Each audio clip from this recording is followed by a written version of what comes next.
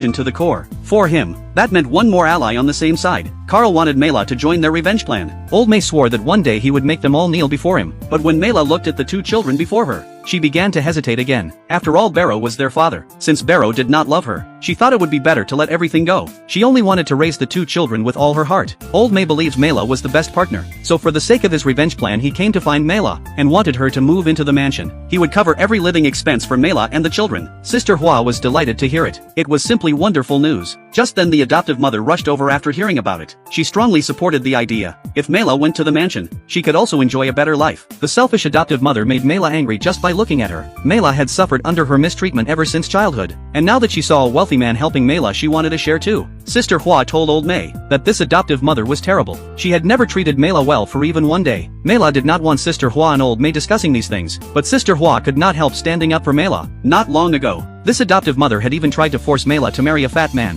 When Old May heard the name of the adoptive mother from Sister Hua, he was startled. It was the same name as the woman who had taken his daughter. Suspicious, Old May quickly went to find Carl, and asked him to tell him everything about Mela's adoptive mother. Carl told Old May everything he knew. At that point Old May suspected that Mela was his daughter. To confirm it, Old May went to find the adoptive mother. She was shocked to see a wealthy man come looking for her there. Soon she learned that Old May had come to ask about Mela's background. The adoptive mother did not hide it. She only said that when Mela's mother was near the end, she entrusted Mela to her care. Old May wanted to know what Mela's mother looked like. The adoptive mother said she was a pitiful white woman, and also very beautiful. She sang like an angel, and carried herself with the grace and elegance of a queen. Hearing that, Old May became certain that it was his wife, and that Mela was his daughter. The adoptive mother was stunned. The man before her was Mela's biological father. She had always believed he was dead. Meanwhile, Barrow's brother Bar suddenly came to Mela's place. He had originally come under his mother's orders to give Mela some money and send her away, so she would stop troubling Barrow in the future, because Barrow was preparing to marry Carla. Mela became furious the moment she saw him, and angrily told him to leave at once. She did not want to see anyone from Barrow's family, except the children's father. She wanted nothing else from them.